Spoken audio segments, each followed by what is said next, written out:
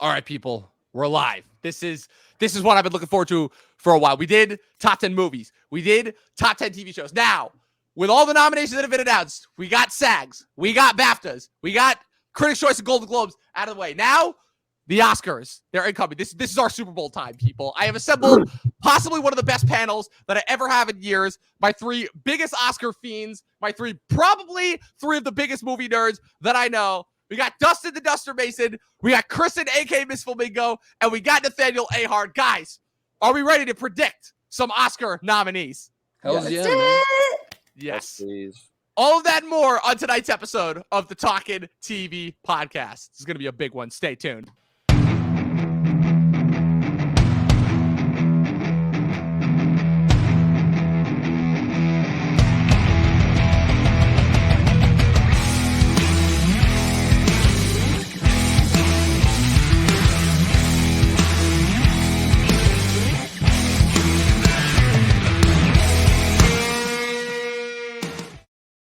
All right, guys, we are here. It is time. Like I said, this is always one of the times that I look forward to the most, right? It is always completely coincidental that the time that the nominations get dropped is always like right around when the Super Bowl is going to happen. I always jokingly refer to, right? We already know, right? Everybody kind of already knows. Everyone's like, oh, who cares about the Oscars? Who actually still watch the Oscars? We do. It's a thing for us. It's a thing for us movie fans. This is the shit this is why we watch every fucking movie every single goddamn weekend for the year, so that we can tally them together, so that we can feel validated for doing what it is that we do. Before we get started, I just wanted to get each of your guys' individual thoughts on how we're feeling about the nominations this year for what I would argue and I would still say is probably the best movie year that we've had so far of the 2020s. After the year of no movies, the year where everything went to streaming, and the year with like 5 movies total. So I'm going to start with Dustin, my go-to guy. What are you thinking about this year's lineup and what's going to potentially get nominated? Like you were saying before we just came on air, like what we're about to talk about, like the people that we're talking about, it's pretty set in stone, no pun intended, for a lot of these categories. But it's just a lot of it's becoming predictable. Maybe it's because we're older now. We're getting used to like the patterns and the kind of campaigns. But there isn't like an Andrea Riseborough this year, I don't believe. So it's generally pretty tame. Right. Yeah, exactly. Yeah, the Andrea Riseborough one is still like, that is one that they just, all the actors decided to get behind and we're like, yeah, we're going to just get this one up to standards for some reason or another. I don't know. I said that like last year's best actress is like still really confusing to say the least. Like Anna de Armas gets nominated for a movie that is all but largely shunned by the Oscars, which still makes absolutely no sense to me. Right. Kristen, what are you thinking about this year's nominees as far as what's getting nominated and any potential upsets? Oh, the scandal last year of Andrea Riseborough. Can't forget that. Oh my right, God. Right. That was a thing. I forgot about that. But I agree. I think this is the year where we have the usual suspects with the big movie, plus a couple of the indie sprinkles that have, showed up this past year. So I am not expecting any major surprises. Like I'm not expecting to see like the Marvels get nominated out of nowhere. Like some crazy wild that shit isn't even get nominated for visuals. No. No, not like, I think we're going to be talking about the basic stuff like Oppenheimer, Barbie, all the basic stuff. Right, Poor Things, Kills of the Flower Moon, all the above. Oh man, it does kill me though that May December is not getting a Best Picture nomination, which fucking sucks. But whatever. The Oscars hate movies that make fun of the institutions that they're bullshit institutions. So whatever. Nathaniel, likely. Exactly. Nathaniel, your thoughts on this year's lineup of nominees? Well, first, I have to agree with you. 2023 was an incredible year for movies. Like I still have yet to put my top 10 together. I'm waiting for the Oscars to reveal that. But this is legitimately the hardest time I've been, putting a list together since like 2017. Yeah. So pretty crazy in that sense. But as far as nominations go, yeah, I agree with you all. It's pretty easy to predict, but I do think that this is one of the deepest and most competitive fields and one of the best fields we've had in a long time, specifically with the acting, specifically with Best Actress. But I'm sure we'll get into that once we get around to that category. But I'm really excited. I'm not going to agree on everything, but there's a lot that I will love. I know come Oscar nominations morning on Tuesday. And yeah, I'm excited to talk about what we think is going to get picked.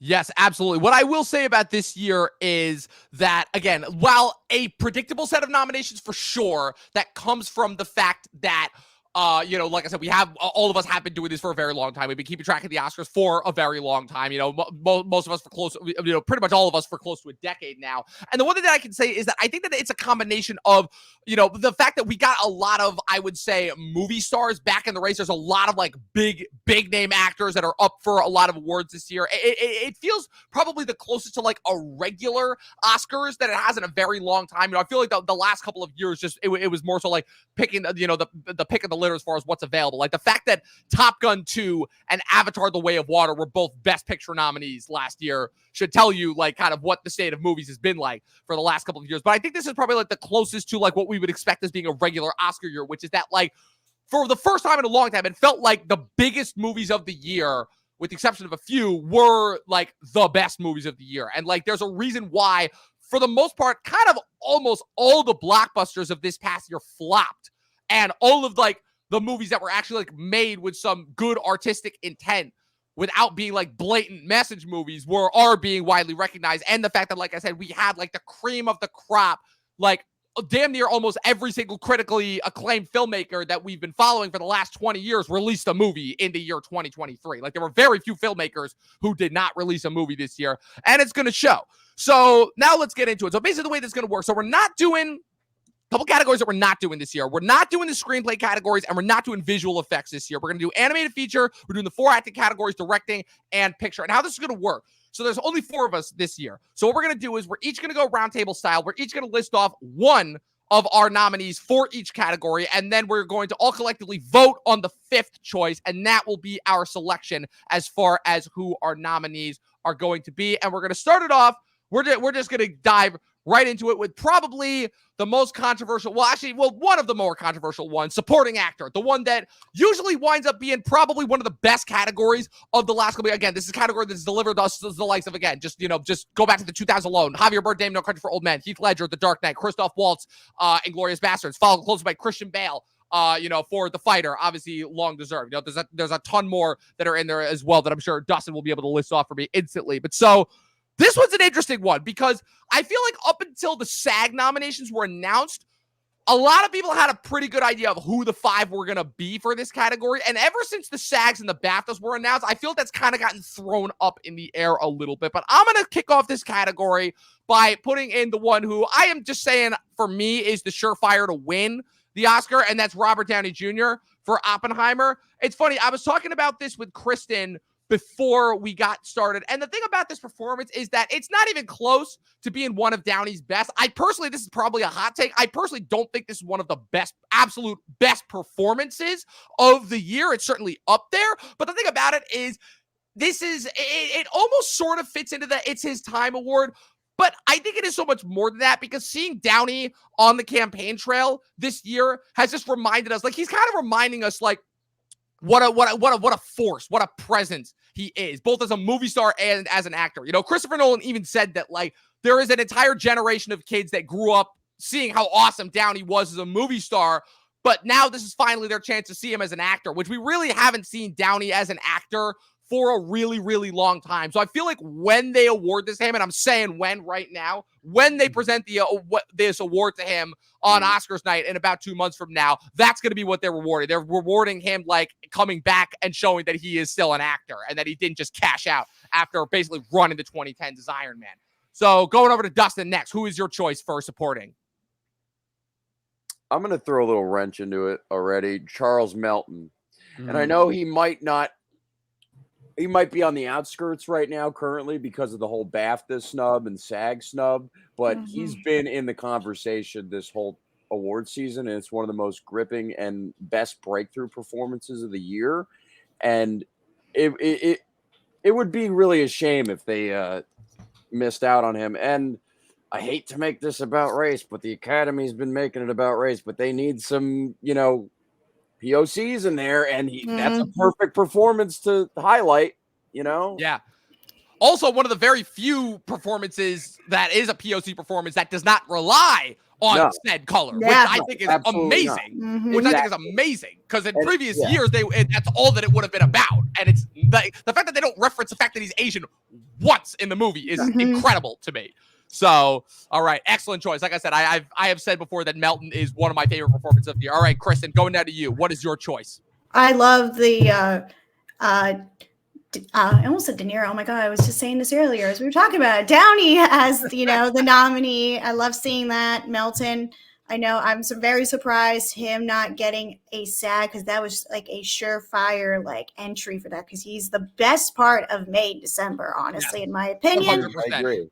And then based on my note taking, based on it, I'm going to say Ryan Gosling for Barbie. Yep. I think that is the best bet we have going right now, even though he didn't win Golden Globe. It was he was pretty sure a lock-in, but knowing it went to Downey, I was very surprised by that. I think even though Downey was just absolutely deserving of it. It's confusing too, because Ryan Gosling was nominated for supporting, but every other year the Golden Globes would nominate him in lead comedy. And it's ridiculous. And it's amazing to me because he's come such a long way with comedy over the years from doing The Nice Guys, which is an unbelievable underrated performance of all time from his career.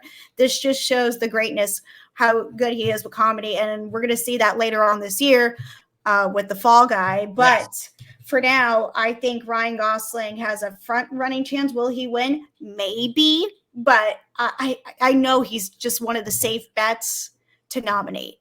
Yeah. All right. And Nathaniel, your choice. All I gotta say, yeah, Mark Ruffalo. I absolutely think, despite the fact that he missed the SAG and BAFTA for some inexplicable reason, one of the reasons I don't care about the BAFTAs too much, I think that this might be my favorite supporting male performance of the year. I think this is the comedic performance to hold up against in the years to come. I think Mark Ruffalo is a revelation in this movie. I did not know he could be this funny. And I've seen Poor Things twice, and both times he was just making me laugh my ass off the whole time. But he plays charming so well, but also so pitiful at the same time, and just to see his transformation and comedic timing throughout the rest of the film is absolutely incredible. I still don't think he's going to miss the Oscar nomination. I think if at least one actor from Poor Things is getting nominated, it's Mark Ruffalo. It was funny because Dom and I were talking about this, and definitely to add on to that, it was going to be him or Willem Dafoe to get that lock nomination. But I want to add on and say Mark Ruffalo is one of the best parts of that film. As someone who read the book to Poor Things, he did such an amazing job bringing that character to life. And that's the almost common, out of the ordinary Right. It's the most transformative that he's ever been in a movie. Most against type, most against type, so most transformative, most chameleon. I didn't even know he was capable of giving that kind of a performance. And I already loved Ruffalo as an actor to begin with. But it's the fact that we forget that Ruffalo got his start in rom-coms. And even though this movie is not even close to remotely resembling a rom-com, no, it's not. The fact that he is able to kind of bring all those cartoonish sensibilities, where he's basically played for lack of a better word, he's playing a Wes Anderson character in this movie. Yeah, that's a good way to put it. Can I comment? I love this performance, and to me, it is kind of like a mix between a Wes Anderson character and the Kevin Kline character from A Fish Called Wanda. Exactly. That's the other one. Such a great comparison. Who did win the Oscar? Yes, exactly. In a much weaker race, to be fair, but at the same time, I was thinking earlier in the race that maybe Ruffalo could be the surprise favorite in the award season, and I was thinking Gosling has, I was telling Dominic this a couple weeks ago on the show, I think, just to reiterate, everyone was talking about that Ryan Gosling performance, so I really thought, it's going to be his third nomination. Everyone talks about this performance. He might end up being the winner, but Downey Jr. has just been the late sweep sweeper as of late. So. Yeah, this should tell you that I put together like the best fucking panel possible when it comes to predicting this stuff. So now, like I said, the one that I've really been looking forward to, the fifth choice. So we got a couple different options here. We obviously the big glaring one is Robert De Niro, who obviously, despite the fact that he's been nominated a ton of times, and I would say is a surefire lock. He hasn't missed a single nomination at this point. We have Willem Dafoe, obviously, as the potential second choice. We have Sterling K. Brown for American Fiction, who got the SAG nomination. Then we also have two surprise BAFTA nominations that I don't think anybody was expecting would get in. That being Paul Mescal for All of Us Strangers and Jacob Elordi for Saltburn. So those are who I'm going to say are like our potentials for this. And Dominic Sessa. And Dominic Sessa, exactly, who got the BAFTA nomination. Said that right. too. Exactly. Can I give a quick shout out to my favorite supporting performance of the year? And if the Academy's they're not cool enough to nominate this performance, but I just have to congratulate IFC for doing a better campaign for Glenn Howerton for Blackberry than A24 did for James Franco and Spring Breakers. So it's just like the fact that he got like a good number of nominations. Right. Like he's got a lot of nominations actually going forward. That was awesome. And if he was the fifth slot this year, it will never happen. That would be the greatest thing ever. Yes, that is I'm not sure if he's nominated for Film Spirit because I've seen the film. He is. Okay, because I know it was been nominated. I just forgot which category it was. Mm-hmm. I have yet to watch that one. So I gotta watch it. Good. It's and really just good. to add, it's a really good film, and he's really great in it. But to add my 6 cents real quick, I have to mention Milo Machado Grenade from Anatomy of a Fall. Because it's up to me, he'd be right. sure won't be nominated, if not winning. 1,000% one of my favorite supporting performances of the year. That's a really good one. Up there with Ruffalo. They're tied for absolutely. That kid was fucking phenomenal. So with that being said, who we thinking for our fifth slot? De Niro. Yeah. De Niro. De Niro is a safe one. It's got to be De Niro. Can I just put in like one other thing? Might be I was just gonna say that because he got the SAG, and I've seen American Fiction. I think he is very good, but I think not nominated worthy. I know he can do better. I think he can do. Right, that is true. That is true. I know he can do better in other films, but he is very, very good in that film. Not to mention the fact that he is probably like of like all the people that like are being considered for that movie, he is like the funniest part of that movie. Oh, definitely. Definitely. Like he's fucking hilarious. Like the scene where he's with the guy and is just huffing coke off the counter was that was great.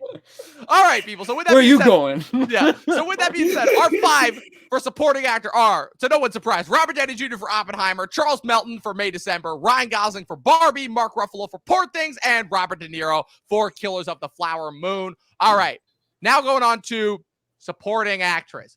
This is one where this is an interesting category. We have 3 surefire locks with this category, and the last 2 I would say are kind of up in the air. I was convinced that Jodie Foster was going to get nominated for Nyad, but there have been a couple of other surprise nominations that have been sneaking in there that I will admit that I was not expecting. You know, the first one being that Claire Foy got her first nomination so far for All of Us Strangers, which has been like sort of kind of peeking into the conversation. I still don't know how good that movie's chances are. But so, Dustin, we're going to slide over to you. You'll go first this time. Who is your first choice for supporting actress?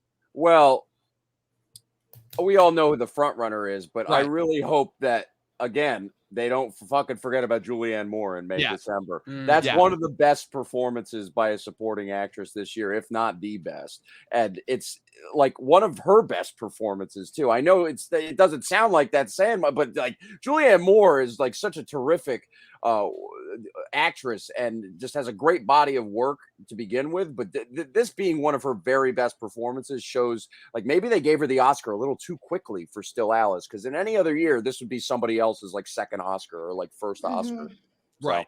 Yeah, I want to keep her out of the conversation. I mean, I still think that they fucked up by not giving it to her for Boogie Nights originally back in '97. Absolutely. Over Kim. I agree. And as much as I love LA Confidential, Kim Basinger in that movie. No. What the hell were they thinking? Get out of here with that one. Pamela Anderson could have won the Oscar for that. But right? Pamela Anderson was like in talks to be but she blew the audition as covered in. That's incredible. Maybe she couldn't. Or maybe she blew the audition in the wrong way possible. All right, going over to Kristen. Going over to Kristen. Who is your insert choice? All right away with my insert choice. A movie I just saw this past week, and I didn't get to see sooner. But Divine Joy Randolph in The Holdovers is, Yep. oh my God, out of all the supporting, I see why she's been winning. And winning is the best word for this actress because she just was phenomenal in that film. I think even better than Paul Giamatti, better than Dominic Sisa. I think she is so beautifully talented in that film. And because I was looking at her film work and I was like, oh, she was in Lost City with, Sandra Bullock, and she's just come Office Christmas Party. Like, she's come a long way with her comedy career. This is just something totally so different that's out of her element, and she knocks it out of the park. And I would love to see her win. Yeah, agreed. I think that she is going to win. I think this is another surefire hit that she's going to win this. The only surefire lock of the night. Yeah.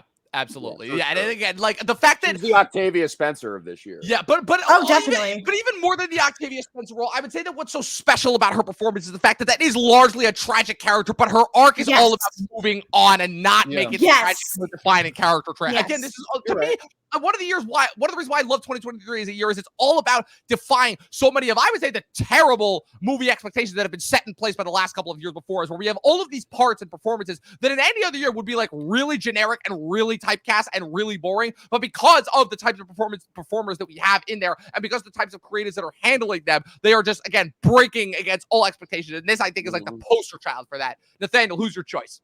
So I know Divine Joy Randolph is obviously winning, and I think she's deserving at the very least and absolutely fantastic in The Holdovers. But I think that the best supporting performance from anybody I've seen this year, and I don't know if I'm the only one who has seen this, but she is one of the locks that you mentioned, and that is Danielle Brooks for The Color Purple. Even going back to the Spielberg film, I think it is the best performance in any of the Color Purple movies. Like, the second she comes onto the screen, she explodes with this energy and confidence, but yet again, so much emotional depth. Like, there's one scene in particular near the middle to beginning of third act of this film, which is literally some of the most incredible, just articulated acting I've ever seen from an emotional standpoint. And it brought me to tears the first time I saw it. If you've seen the movie, you know what scene I'm talking about. Yep. And oh my goodness, I think if there was any justice in the world, she deserves to win. But I'm okay with her just being nominated at this point because I'm happy for Divine. But she's absolutely more than deserving of a nomination. I think she's going to get in for sure. She was my favorite part of the recent remake. She has, I think, the best song selection in that film. I think her performance is just out of this world with that. Besides, I completely agree with that. All right. Yeah. So now going over to my choice. I'm not saying Emily Blunt because unfortunately Emily Blunt is the third lock, even though I just disagree with them nominating that performance in general. I think that's not only one of the weaker performances of the year that I think is kind of getting unjustly recognized, but I also think it's like kind of low. I mean, I feel bad for Emily Blunt because I love her. I think Nolan does her such a disservice by giving her kind of a really weak and one-note performance, especially compared to Florence Pugh, who would like at least compared to Florence Pugh, who in 2 scenes like steals that entire movie. But my choice is going to be an interesting one because I've not seen Nyad, so I'm not nominating it, and I'm also not nominating America Ferrera for that's fine for Barbie. Fair enough. My choice is really interesting because in arguably her breakout year, in almost a surefire lock for lead with Anatomy of a Fall, I am saying that Sandra Hüller is going to be the surprise double choice with The Zone of Interest. I'm putting her in because I will say that like the fact that The Zone of Interest, which is such an atypical Oscar movie, I think the only reason why they're nominating it or even considering it is because it surrounds World War II. Because taking the World War II Nazi Holocaust aspect of it aside, this is just such an atypical, typical Oscar movie where you have this like bird's eye viewpoint, fly on the wall, day in the life of a Nazi officer in a movie that almost barely even has a plot to begin with. Most of the movie is just you following these people as they go about their daily lives. And for this type of movie to break through and be up for like serious consideration for picture, for director, for screenplay, and not just the technicals, and for Sandra Hüller to be considered for supporting for this is kind of insane. So for all of those reasons, I'm putting her in. Besides the fact that she's just phenomenal in the movie to begin with. Like I said, the fact that this movie is as good as it was, with it having such a tough subject matter to crack and it being such a different kind of a look and examination for this type of subject matter, which we are, I think for the most part, largely familiar with because of, just history of film. And, we've all gone through history classes in high school and such. Yeah, that's my choice, Sandra Hüller. Mostly because to me, it would be the most interesting choice for this category for sure. Mm-hmm. And then for our fifth spot, I mean, I don't want to do Emily Blunt, but just Blunt. For she's gonna get the. She's gonna get the I thought I was gonna have. She's gonna be nominated, but I wouldn't be surprised if one of our picks doesn't get in there and Jodie Foster does because she's another Jodie Foster favorite. Jodie Foster is surely getting in because she's one of the few people who hasn't missed a single nomination up until this point. So Jodie Foster's great in that movie too. I think she's better than Annette Bening in that film. I think the movie's okay. I think the movie's okay. I don't love it as a lot of audiences have gone on to love it. Yeah. I like it. Jodie Foster is the best. I think my favorite part, and actually kept me glued the entire time. So put that one. Or I could see. Then I wrote down just as a question mark because Pike got nominated for Golden Globe. Rosamund Pike is the other one, right? When Saltburn would. What about Claire Foy? What about that's what we said. They never nominated her before for performance that she was in contention, so I don't think she makes it. I don't think she's going to make it. If anything, but she wasn't nominated. She wasn't nominated. Was she nominated for the BAFTA for the movie she was in last, Women Talking? Or whatever? I'm not sure. I don't remember Women. I don't. Yeah, no one even remembers anymore. How many people remember Women Talking in general? I do. Exactly. I remember they talked. That's the movie. You get what's advertised. Yeah, honestly. Exactly. It's good, but you get women talking. Emily, amazing because she's never been nominated before, and she's coming. That's right. I forgot this is her first nomination. Yeah, she's the lock for movie. Sure.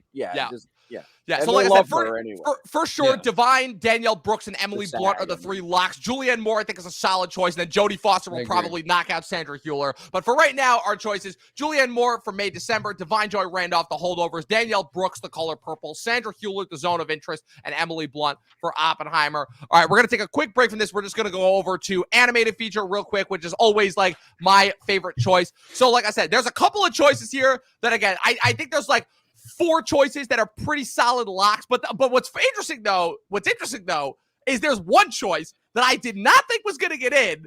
And now I think after having gotten a couple of nominations, I think is a surefire lock and is the 4th choice. And Dustin, I already know you're going to pick it for yours. But we're going to go around and start with Kristen. Kristen, what's your first choice for, the real question is who's nominating Spider-Verse first is the real question. I'm going to say it first because it was the Oscar favorite years ago. So why not seeing it, the sequel win? I mean, Spider-Man Across the Spider-Verse, it's an obvious nominee.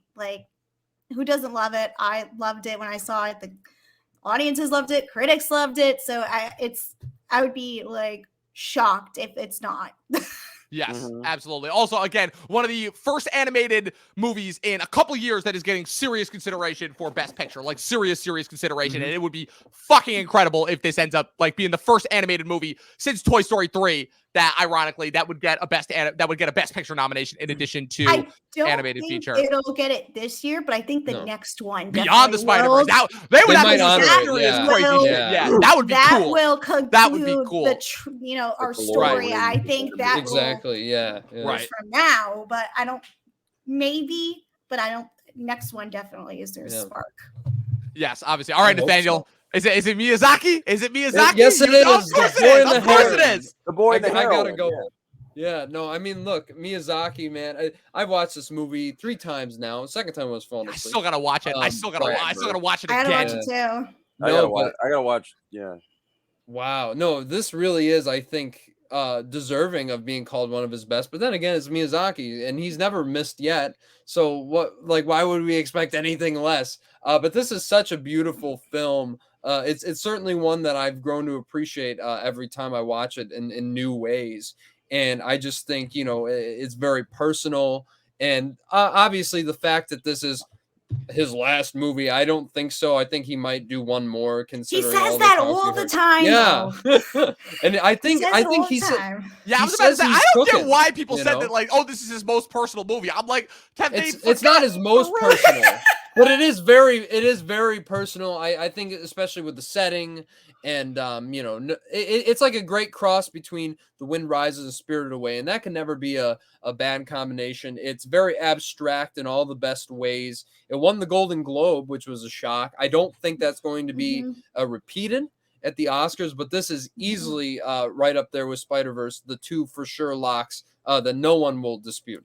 Yes, absolutely. And I'm throwing in the third lock because I would never dare take away from Dustin his favorite movie of 2023. I'll go the Pixar choice. I'll go the Pixar insert Elemental. Is this the best Pixar movie that's come out in recent years? No. Is this even close to being remotely close to Pixar when it was at its best? No. But they need to do a Disney insert every year. So naturally this is going to be it this year because their options this year for Disney were this movie or Wish. And so naturally I think they knew which one they were going to go for. But yeah, Elemental, here's what I'll say about this movie. I don't think it's as bad as everybody says it is. I actually do think that it is a little bit deeper about like what it's saying about romance. And I would say that at its worst, it's a silly rom-com, but it knows what it's doing and wears its influences very heavily on its slaves. And like the characters I actually don't hate, which is more than I can say for fucking Turning Red and that bullshit Lightyear. So is this a return to Pixar's form? No, but they have to do a Disney insert every year to appease them. So it's gonna be it's gonna be Elemental. All right, Dustin, bring it in. What's your choice? It's Migration. No, it's Teenage Mutant Ninja Turtles Mutant Mayhem. Got the DVD. Yes, sir. Yes, sir. Absolutely. I mean, it's the best movie of last year. I'm a 12-year-old. I'm sorry. It's like it deserves to win. Fuck Spider-Man. Fuck Elemental. Fuck the boy and the heroine. Fuck Elemental. I agree. No, I'm kidding.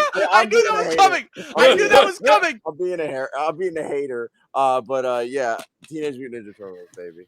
It should be the winner. Yeah, Teenage Mutant Ninja Turtles. If it gets snubbed like the Lego. Listen, it's been getting a ton of nominations up. I'm gonna get so mad if it gets snubbed like Lego. No, I don't think it will. I don't think it will. Yeah, yeah. Now for this fifth choice here, we got a couple of interesting options. So. We don't have a Netflix animated movie that's in there this year, and so far Netflix has not. I was we do. Well, no. You go ahead, Kristen. I was gonna say we collectively have not picked a Netflix movie, but we have options here. We have Nimona and we have Chicken That's Run. what I was gonna Dawn say. of the Nugget. We also have Suzume. We have Robot Dreams. But the big glaring one is, and for me, the big question is, will Super Mario Brothers that get the nomination? That's my pick. Will that get the nomination? Because Well, here's the thing. Well, here's the thing that I want to bring up, right? Obviously, yes, Super Mario Brothers, like I believe the highest grossing animated movie of the year, one of the highest grossing movies of the year, like box office smash hit to say the least. The Oscars do not like Illumination. They do not like Illumination at all. Outside of the Despicable Me movies, they have not nominated a single Illumination movie. Right. So that is the big question: is but they also do like to reward box office hits. They do like to reward box office hits. So that's where I'm torn on Super Mario. Because any other year, I would be like, yes, fuck the Illumination movie. It's going to be Nimona, right? And because they have done a Netflix movie of the last couple of years, right? They had Over the Moon in 2020. They had, it started in 2019. They had Klaus in 2019. They had And I Lost My Body in 2019. They had Over the Moon in 2020. They had Mitchell vs. Machines in 2021. And then Pinocchio won last year. So that's where I'm torn right now is between Nimona or Super Mario Brothers. Those to me. Pneumonia. Well, I will say, don't be surprised if Robot Dreams snags that surprise I could nomination. expect that. I was just going to say, what's surprising? Have you seen it? I've heard a lot about it. I almost got a ticket to go see it one time, and I just didn't put my money on it. But do you know what? I've been hearing a lot about it, and I was thinking that one could sneak in. Well, I guess just my other thought. Yeah. Sorry, what were you saying? I do see the Academy picking over Dustin, I hate to say this, picking over Teenage or Super Mario Brothers. They're going to pick one or the other. I could see that happening. Yeah, so you think I think that one's a lock. Yeah, okay. But that would be a shame, though. I think Turtles is a lock. Besmirch my Turtles could. Turtles is the better film, though. I will admit. I know. Dustin, don't make me play the clip again. I will. I know. No, I was going to say, though, Robot Dreams is such a delightful movie and extremely moving, and actually says a lot about relationships, which I wasn't expecting in a movie about an inanimate robot and a dog. But it really is phenomenal. So it's a bit of a long shot, but it could get in there. Yeah. Well, I guess just kind of what's also interesting about the animated feature race this year is this is, to me, the first year where I feel like they don't have to like sneak in an obscure foreign language choice because of how mainstream Miyazaki has become, right? I feel like the Miyazaki movies used to have that spot back when like you had The Wind Rises and all the other Ghibli movies getting nominated. But because of how mainstream Ghibli has become in the last couple of years, right? I feel like we don't have that because Boy and the Heron, I would argue, was one of the most mainstream animated movies of the year, which I feel like you can't really say about the last couple of Ghibli movies. The Academy does go for a lot of those independent, like kind of international animated movies like Ernest and Celestine and like back, what was that movie? The Illusionist or something? Oh, The Illusionist. Yeah. Okay, that was it. All right. Yeah, The Illusionist. Cat in Paris is one that I remember. The Triplets of Belleville is one. Like, they do like rewarding those types of movies. So like maybe Suzumi gets in or like Robot Dreams, but like I was gonna say Suzumi has but I guess just because last year Run getting in. I don't get that. I guess just because the last year, if you look at last year's animated feature race, and really, I think the last 2 years, I think we didn't really have that insert, right? Because last year, right, it was the Sea Beast, the Netflix movie. You had Marcel the Shell, Puss in Boots, and I can't remember what the other choice, and then Turning Red for the Pixar insert. And then the year before, you had the two Disney movies. You have Encanto, which wins. You have Raya and the Last Dragon. You have Mitchell's versus the Machines. You have what's it called? You have Flea, which is the animated documentary, and then what's the other one from 2021 that I'm missing? They nominated Persepolis too. That was Persepolis was the one, was a big one. Yeah. Oh my god, I forgot about that. Yeah, that was 07. Yeah. So who knows? So what are we picking for our fifth one? Super Mario Brothers. I don't think it's gonna happen. No. I would love to say something crazy and say either Suzumi or Robot Dreams, honestly. My counter to Suzume is they didn't nominate Makoto Shinkai for Your Name, which is one of the best movies of the 2010s. So I don't think that they're going to do it for Suzume. That would be my prediction. So if we have to pick an obscure one, they don't nominate everyone's best work though. Like Dominic and I always talk about stuff like, so they might nominate Suzume just on that. So if we're gonna go with an obscure choice, so we're gonna go with Robot Dreams, or we're gonna go. So it's Robot Dreams. I'll go with Robot Dreams delightfully. If they can release it worldwide, Dion's about to bank in some money after that. All right, got it. So we'll go with the fifth choice. Who knows if it'll get nominated? So our 5 for animated feature: Spider-Man Across the Spider-Verse, The Boy and the Heron, Elemental, Teenage Mutant Ninja Turtles, Mutant Mayhem, and Robot Dreams. Now, going on to Best Director. This is an interesting category because this is one category that I thought after the DGAs were announced was completely locked up. But then I forgot about one thing. Which is the foreign choice. They have been doing this since 2018. They have been giving the 5th spot to a foreign choice. It started with Paolo Pawlikowski in 2018 for Cold War. Nathaniel, I remember because you and I were in college at that time. And we remember that was kind of a surprise nomination. It was a huge surprise. That it continued the following year. That's a good movie, though. Yeah. That it continued the following year with Bong Joon-ho, who wins for Parasite. Then the following year, you have Thomas Vinterberg for Cold War. Then after that, you have Ryusuke Hamaguchi for Drive My Car. And then last year, even though this is primarily an English language movie, it technically was inserted as a foreign language film, Ruben Östlund for Triangle of Sadness, which to me is still an absolutely ridiculous nomination that never should have happened. Yes, I agree. I agree. Over Damien Chazelle and Mark Mylod, it's absolutely ridiculous to me. But Damien Chazelle especially. So we'll get the 4 big ones out of the way, the 4 locks. So Nathaniel, we're down to you now. So what's your choice? So who are you throwing in first of the 4 locks? Okay. You know who I'm throwing in? I'm actually throwing in Jonathan Glazer for The Zone. Really? So you're getting the controversial choice out of the way already. I think as much as Nolan is going to win, I think that this is the best directed movie of the year. I think this is some of the most innovative filmmaking I've seen in such a long time. It reminds me of 2001: A Space Odyssey in the best ways possible. It's so experimental in all the right ways, but every single frame of this movie is painstakingly shot and cut together. This is really an auteuristic vision if I've ever seen one. And I think he's still going to get in regardless. And I really don't think that he should miss either. So I have to put Jonathan Glazer right at the top. Interesting. So we're knocking out Payne immediately because, like I said, Alexander Payne has been I don't know scoring about now. that. Well, here's the thing, we don't right? know, though. Well, that's Yeah. the thing. If it's Glazer and Payne both in, who does that knock out? I know who. You? I know Oh, him, really? too. So you think Greta Greta? Gerwig. Really? Wow. You didn't get Oh, the I'm with math him right. on this. So there might be Yeah. justice she in the didn't. world. The There might point- be justice in the world. But remember, they made such a big stink about the fact that there wasn't a female director nominated There's going to last be year. a controversy I regardless. don't know. I don't know Yeah, if they would right. let that happen 2 years in a row. But no, I'm with you there because again, Payne, Yeah. other than downsizing, Alexander Payne has not missed nominations for his last couple movies before downsizing Yeah. because he got it for Sideways, he got it for The Descendants, and he Yeah, got it exactly. for Nebraska. So, Okay. as for my However, Yes. oh wait, I was gonna say if they don't have a female one, they gotta nominate at least a female because I know there will be controversy. It'll be Greta or Celine Strong. right, No, Or it's- Justin or- Trier. or Justin There you Trier, go. Yeah. or Justin It's Trier, gonna be her. exactly. I was just gonna It's say I gonna be love her. Absolutely. out of all I the hope. female I hope. directors this year, Justine is the best. Absolutely, I- absolutely. Trier. But- 100%. She's Yeah. the foreign nominee this year. I don't think it's going to be I Glazer. would- Sorry. Mhm. Really? So you think it's I- going to be yeah, Justin I- Trier? I Even agree though- with Dustin. Yeah, He's a but- better yeah. shot. Does He's a Justin better Trier shot. have any preliminaries, though, is the thing. Does she have any preliminaries? Maybe one. Yeah, but she has like the female card too, and she's like in an acclaimed. She directed an acclaimed movie. But Right. here's the She here's just the won counter 2 argument, of the Golden Globes, like, for Really? best Yeah, foreign that film, is true. and she won the screenplay.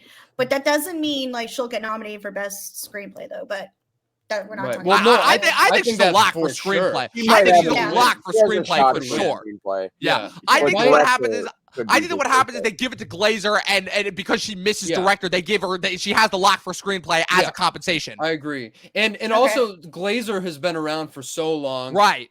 So many people love him. This is like her first big movie that they love. But you look at Glazer's back catalog, and a lot of people love all his other movies. So I think it's time to honor him too. So I think he Okay. has that Yeah. more in his favor than Justine Trier Yeah. being a woman. Also, still kind of insane that this is only Glazer's 4th movie, Yeah. which is wild when you think about that. Yeah. Right? But so yeah, my choice. Yeah, I'm gonna continue the Nolan Dick Ryder train. I've been but I mean, here's what I'll say. Here's what I'll say about it. Right, I have been calling that Nolan was gonna win his Best Picture and Director this year since before Oppenheimer came. I want to say since the first trailer came out. I know people are all like, "Oh, he's gonna win for sure now," and he is. But I just wanted to put it out there that I have literally been calling this since fucking the first trailer dropped back in 2022. He 'Cause I'm deserves like, it, not too. only does he Yeah, deserve it, he but it does. checks all the boxes, right? It's a biopic / courtroom drama about a very important person in history. Like, it's literally like, this is about as gimme an Oscar as you could possibly get, But besides it's the actually fact great. that it is arguably that it might be his best It movie is very since good. The Dark Knight. Like, it's Yeah. still ridiculous to me. He he didn't even get nominated for Inception, or Dark Knight, which is wild in hindsight. Yeah, Nothing for Dark Interstellar. Knight. Mm. The fact that Dunkirk was his first Best Director nomination really feels, even Insane. as good as It's that just movie is baffling, a honestly. slap in the face in hindsight. So I just wanted to give that section of the fact that, like, yeah, this is not only the most obvious no doy nomination and surefire win, but like how they've done this man, arguably the best modern working director. Not legacy like Scorsese, in terms of blockbuster standpoints. Like, it has to be Nolan. All right, Mhm. Dustin, who's your choice? I love Christopher Nolan, like Dominic, but it's sad that he's getting a director win before Tarantino. Yes. Mm. Yeah, it's very depressing for me.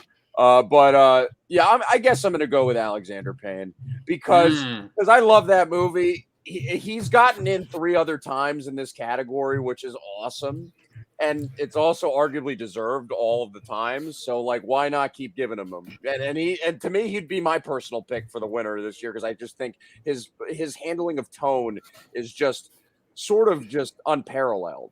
Honestly, he's one of the best modern day directors, controversy or not, but he directed the hell out of that movie. And he has the precursors to back that up, and he got the DGA nom and he got like the BAFTA nom. So like I think, and like I said, he has the 3 prior noms for best director for Descendants, Nebraska, and Sideways, which is it's crazy that that movie was nominated for best director but not best actor. Well, that's Yeah. Don't even tough get me started. Tough year. I know, get but that's it. crazy that he fit in that director race for 04 even. So that's Mhm. that shows you how much they love him and his nostalgic sensibilities as a filmmaker. And I'm just glad that he's still in the race in spite of that controversial stuff that Right, exactly. That's the thing too, is I didn't think, because remember, like I said, they kicked him off the menu, and I thought that he was done for that. So then when he makes a comeback this year, I was really impressed. Yeah, what a comeback, huh? Right?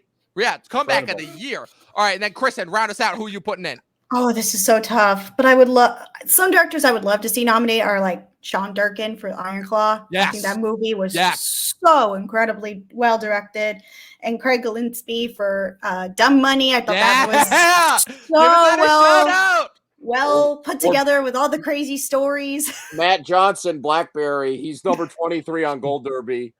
Ooh, that's higher than I would have thought. You got the stats.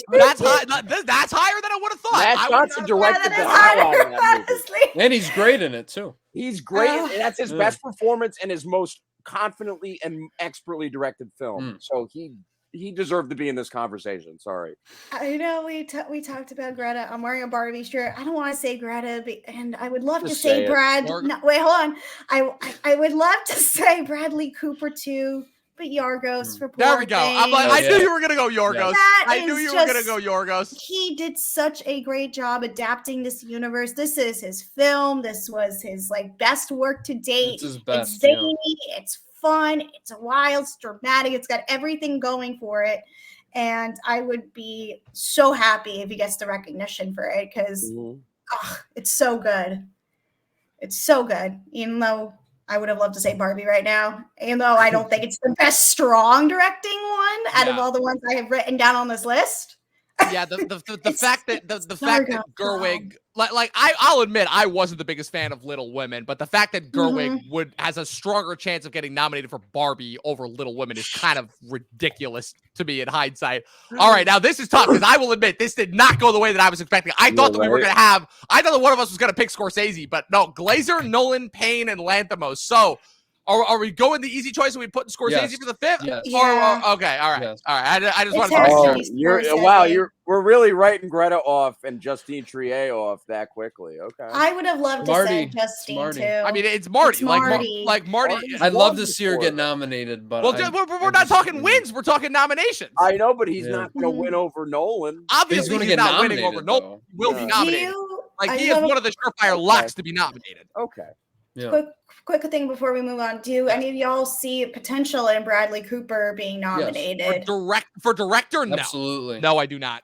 But it Interesting. would be a long shot. It would be Yeah. a long shot. I do not. I think that ever since the DGAs were announced and they're doing exactly what they did for him for Star is Born. They're putting all their power behind him for actor and screenplay and the movie itself, and they're not honoring him for director, which I personally, I don't know. I mean, I'm back and forth on that all the time as far as because I really did like Maestro, even though I did too. It was one of my favorites. even though it was very much a give me an Oscar type of movie, but I did really enjoy it. All right, here we are, the big one.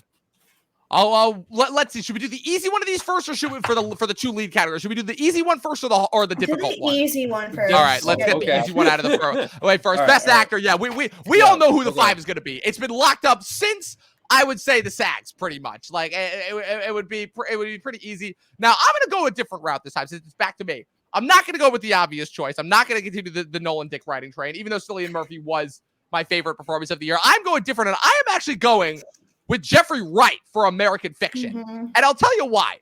For a couple reasons. Number one, right, this is the underdog choice of the year. This is the choice that, like, again, legacy actor, been working in Hollywood for a long time, but has not really had the chance to show off his lead capabilities. Also, I believe another one who has never been nominated before. Number two, the fact that the fact that this is one of those movies that kind of came out of nowhere. This kind of pulled the Silver Linings Playbook, where it won the audience choice at TIFF, and next thing you know, everybody was talking about it, what like a really, really great movie this was. And then the first trailer dropped, and it's just a fast moving momentum. So by the time this movie finally hits theaters, it's like boom. And the fact that, again, this is also a little bit of a controversial choice, because as Dustin and I have talked about, Cord Jefferson, the director and writer of this movie, has made some comments that are a little bit confusing to say the least when promoting this movie. But I think, but all of that regardless aside, again, I think for all those reasons, besides the fact that Jeffrey Wright gives one of the most layered and nuanced performances of the year, the fact that, again, this is a movie that by all rights would have been a straight up farce if directed by anybody else, but the fact that this movie does go a lot deeper and a lot more introspective than I give credit for, this is kind of low-key one of my favorite performances of the year, even though I don't know if it's one of like the best. So yeah, I'm going Jeffrey Wright. All right, Dustin, over to you. Who you picking? Paul Giamatti. Yep, I had a feeling. Paul Giamatti should win. He deserves to win, and it's one of the best, most heartbreaking, and just cool performances I've seen this year. I really hope the actors branch gives him the SAG and gives him the edge going into the Oscars. This is a chance for him to win his Oscar for Big Fat Liar. Yeah, Sideways. And Sideways, exactly. Yeah, but the Big Fat Liar thing is a really big answer. All right, Kristen, who's your choice? Oh gosh, there's some good ones I want to say here, but F it, I'm gonna cop on that Nolan train now. Oh, you're going Cillian. You're going Cillian. Cillian Murphy for Oppenheimer. Honest to God, I think it's going to come down to Cillian or Paul for who's going to get it for this award. Maybe Jeffrey could win. I don't think I could see potentially a Bradley Cooper upset, but I think it's between Giamatti and Murphy. I was so sure. Like I thought Coleman Domingo was going to win for Rustin. It because I've seen a lot of praise for it and knowing he's been like a veteran actor for a long time, but Cillian, oh my gosh, he's just so good. And Oppenheimer, he is the best part. And that's another one where again that's very similar to Downey. That is also a legacy choice, but he's had a strong there where again been working for Nolan forever, only in supportive performances, finally gets a lead, finally gets a chance to show, again been acting forever, but finally gets to show off like his leading man capabilities again after doing however many years on Peaky Blinders. Mm-hmm. And he's just so likable too. From all this interviews, talk about Oppenheimer, I just find him to be more and more likable and being like, all right, just give him the award. Jeffrey Wright is the underdog, but I think this is I understand where Dustin's coming from, and I am very inclined to go Giamatti because again he's also a very very long legacy one. But I mean, to me this category is Cillian's to lose. I think. All right, Nathaniel, your choice. Well, I will say Cillian and Paul, it's going to be tough. As Dustin said, let's see what happens with SAG.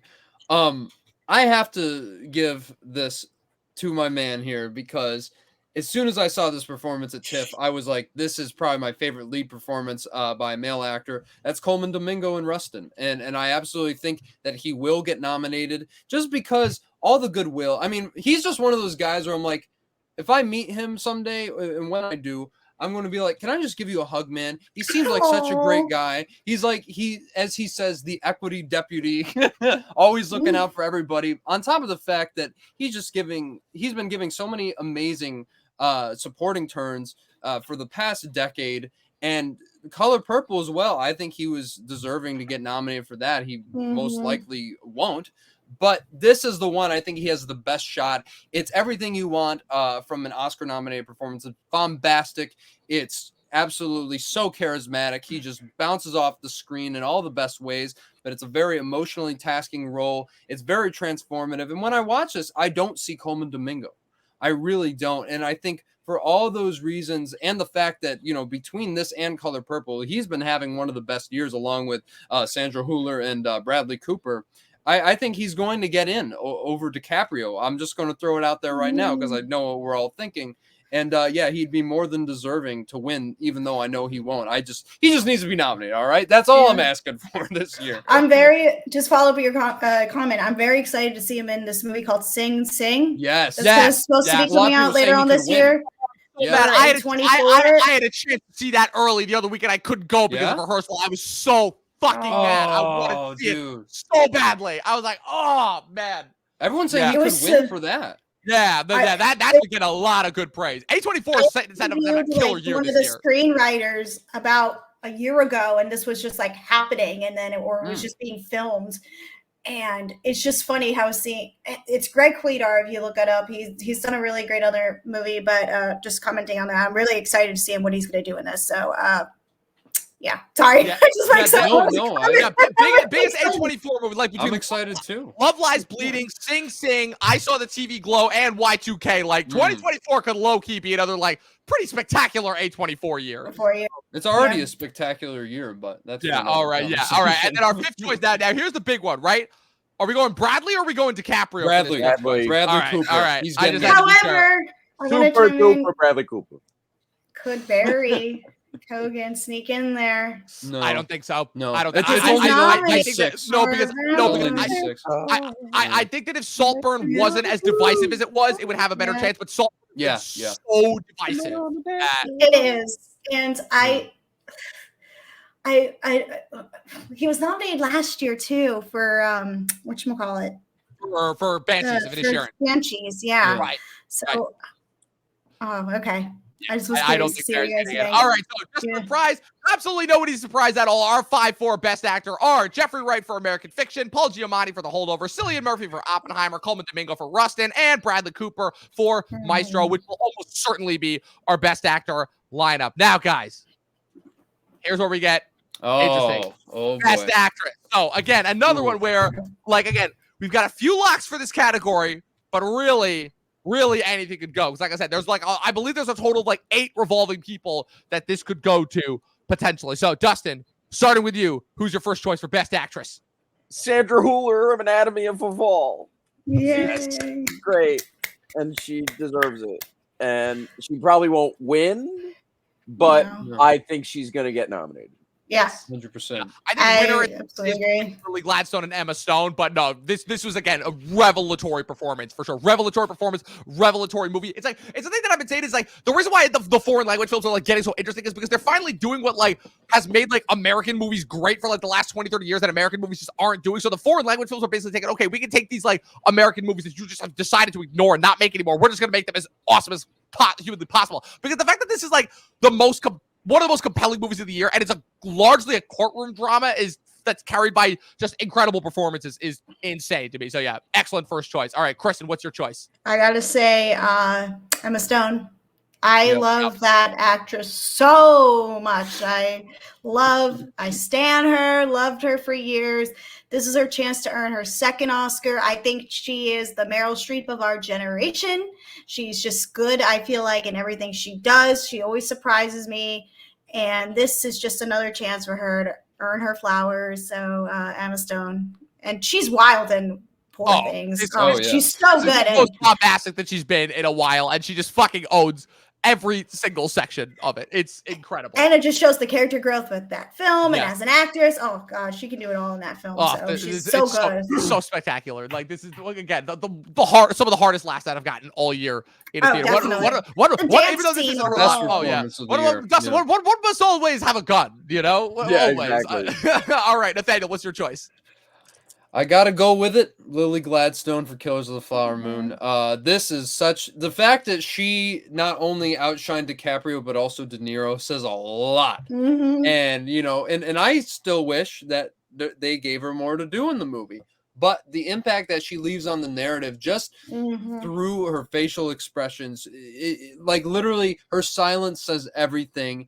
And I just think the physical transformation she goes through as well is so unbelievably compelling.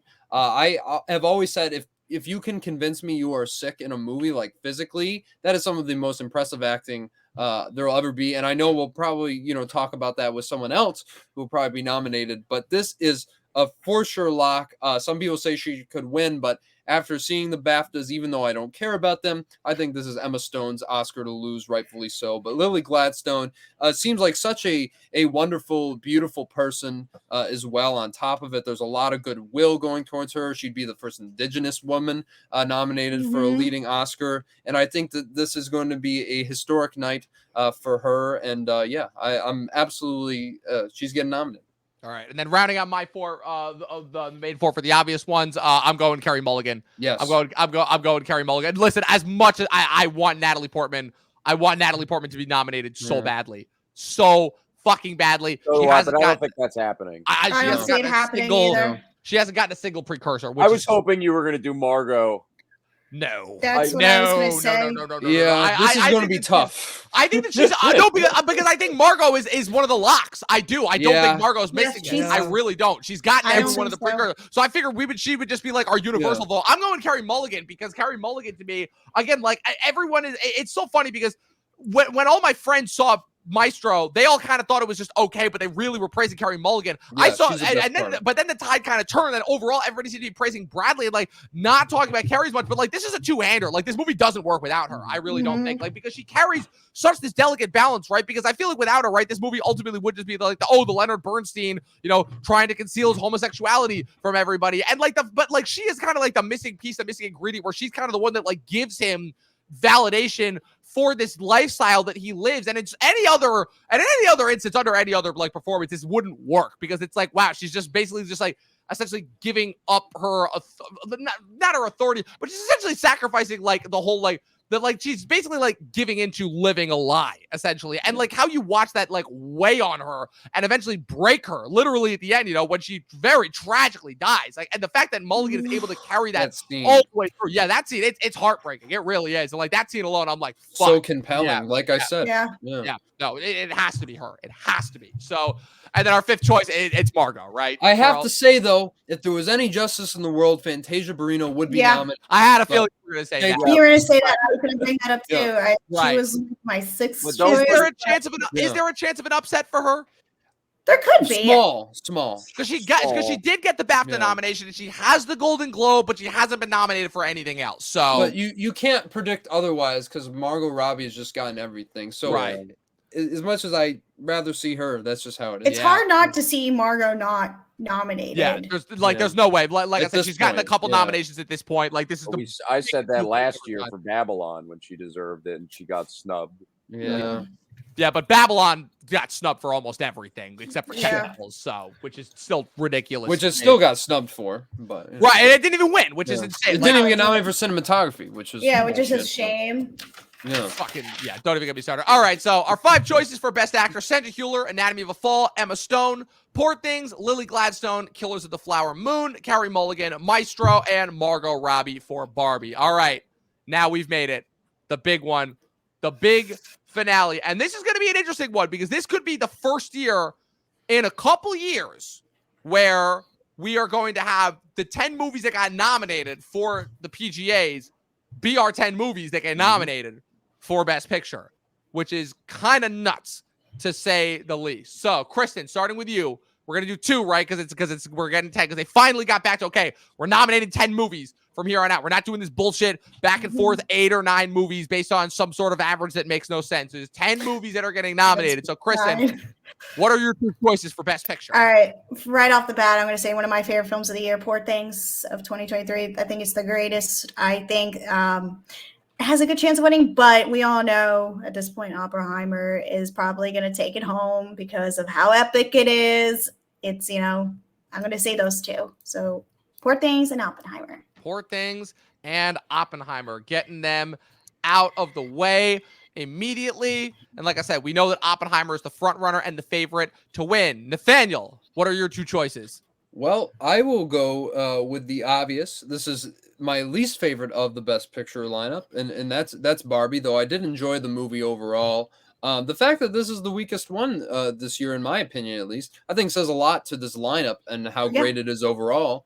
And for my second one, I'm going to do what I did earlier, and I'm going to throw in Zone of Interest. Nice.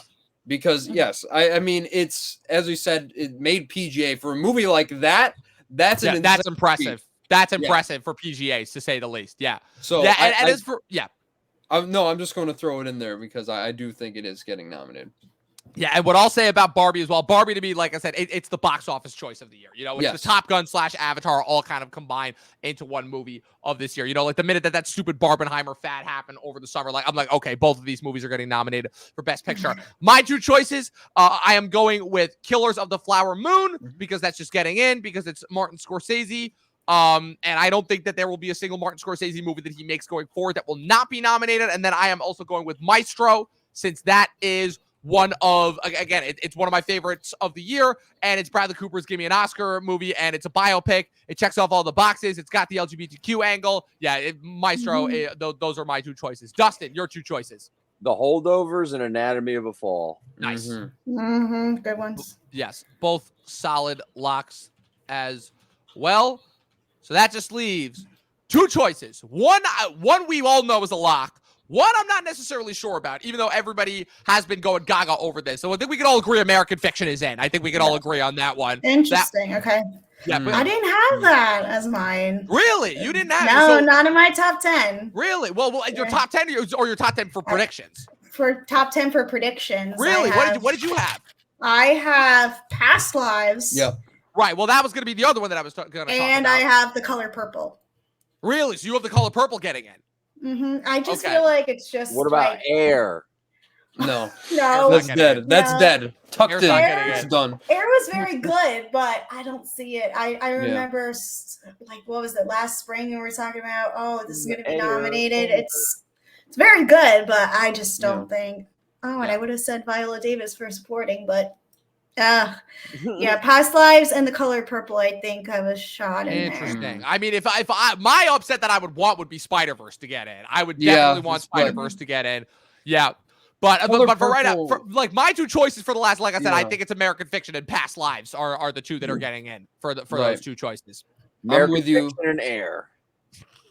I'm with you with American Fiction and Past Lives, because as much as I love The Color Purple, one of my favorite movies of the year, it's not as, people compare it to the original and they don't like it as much, and it's been missing a lot of precursors. I just don't think it has enough goodwill to put it over Zone of Interest, though I do agree it is probably number 11.